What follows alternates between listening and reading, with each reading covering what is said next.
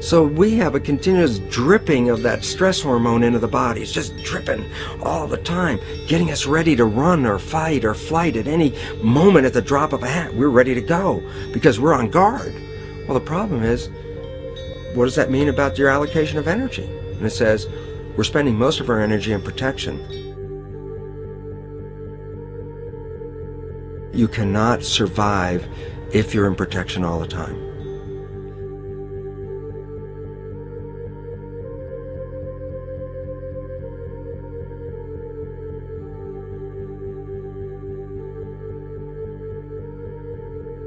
And if the parasite can control the nature of the fear, it can then create a fear among us that only it can defend us against.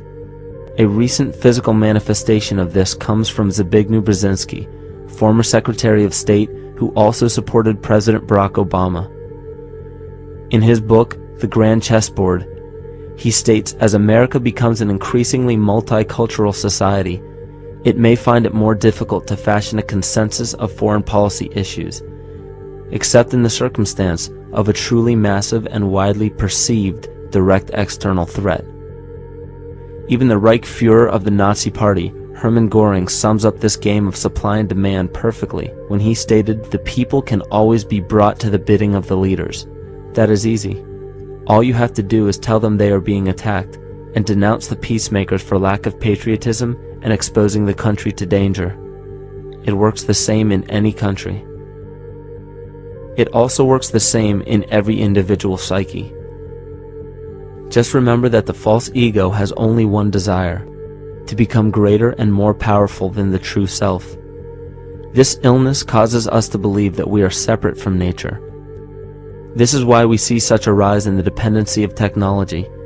This is why we see such little stewardship for the earth and the environment. And this is why we see bigotry, racism, sexism, and every other form of discrimination possible that leads to crime, violence, wars, and eventually, the global destruction of the organism. This endless state of fear, confusion, and segregation our world seems to live in is a symptom of the false ego creating a false threat.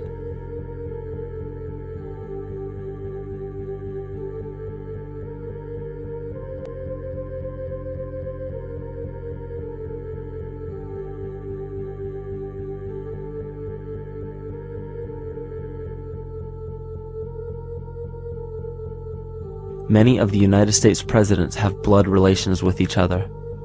The Bush lineage has blood ties to a great number of former presidents.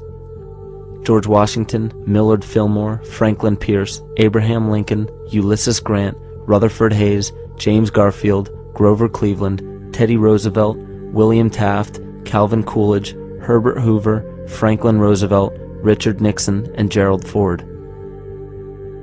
Michael Tsarion points out in his work that Bush is closely related to every European monarch on and off the throne, and has kinship with every member of Britain's royal family. Bush's family tree can be documented as far back as the early 15th century. He has a direct descent from Henry III and from Henry VIII's sister Mary Tudor. He is also descended from Charles II of England. And we also find that George W. Bush is a direct descendant of Godfrey de Bouillon. Godfrey was the first king of Jerusalem after he recaptured it from the Saracens, which was the name for the Islamic faith during the Middle Ages. It is interesting to note that the current occupation of the United States in the Middle East was re-established by the same family, George Bush Sr. in 1991, and again by George Bush Jr. in 2003. George Bush Jr. is then found to be a cousin to both opposing candidates of his 2 terms in office, Al Gore and John Kerry. Democratic President Barack Obama also has blood ties with George W. Bush, as well as Gerald Ford, Lyndon Johnson, Harry Truman, James Madison, and the British Prime Minister Sir Winston Churchill. On the opposing side of the 2008 presidential ballot, John McCain is descended from Robert the Bruce, King William I of Scotland, and also Godfrey de Bouillon. Probably one of the most interesting facets of the bloodline relations is the fact that the whole British royal family has descent from the Muslim prophet Muhammad through the Arab kings of Seville. This bloodline was passed through the kings of Portugal, Castile, and eventually down to King Edward IV. And this is a very, very different story from what you hear the media pumping out every day, being this idea of lineal superiority. It's completely debunked according to the foremost authority of aristocratic lineage, Burke's Peerage. And this just goes to show that there's the true story, and then there's the manufactured illusion, the front that's given to the public.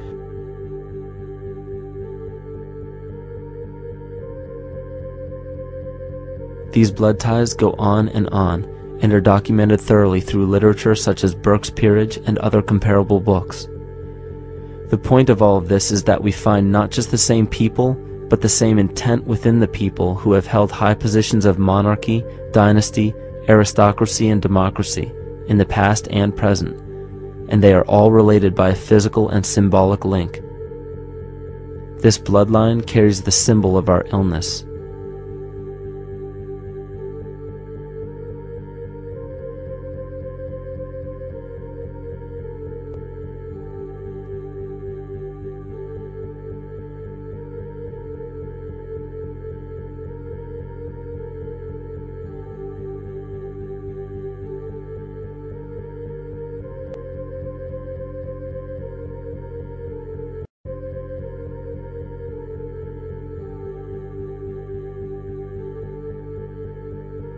The symptoms of our psycho-spiritual illness are the wars, terrorist attacks, artificial or man-made disasters, and leader figures.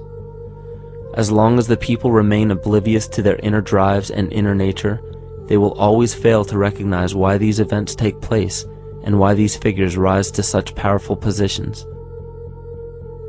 The reason why we have failed for thousands of years to conquer these archetypal rulers permanently is because for thousands of years we have been fighting the symptoms of an illness and not the root cause. For every corrupt government that falls at the hands of a revolutionary, oppressed people, 2 more will rise in its place every time, because the root cause of a corrupt government does not exist in the individual leading that government. It exists within the psyche of every individual, because an unaware host to a deadly parasite will do anything to avoid accepting his own incapacity for freedom.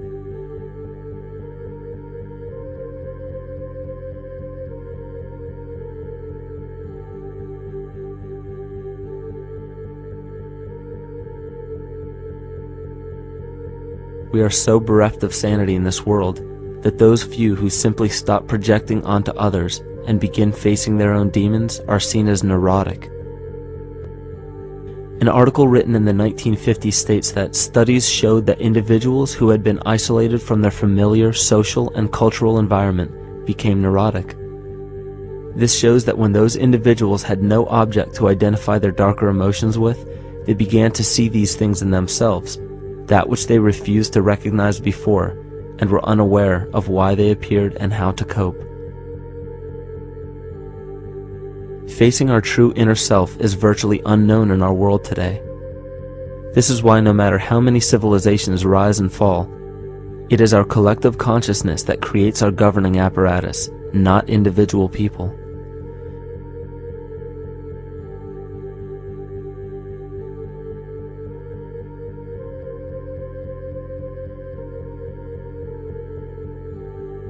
And after countless attempts, you would imagine that people would realize that a physical retaliation may not be the solution. Yet here we are, thousands of years later, with technology that can clone DNA, vehicles that can break the sound barrier and probe the depths of space, and science that can overcome almost any sickness. Yet we still fail to take notice to the importance of thoughts and consciousness. This is the very definition of insanity.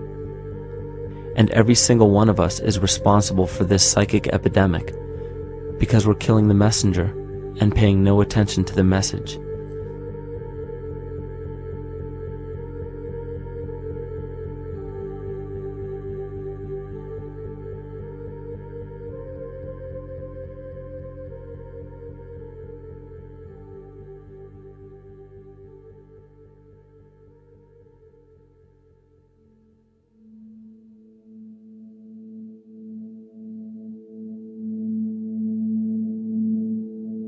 During the 1990s, 3 Nobel laureates in medicine advanced research that revealed the primary function of DNA lies not in protein synthesis as widely believed for the past century, but in electromagnetic energy reception and transmission. Less than 3% of DNA's function involves protein manufacture. More than 90% functions in the realm of bioacoustic and bioelectric signaling.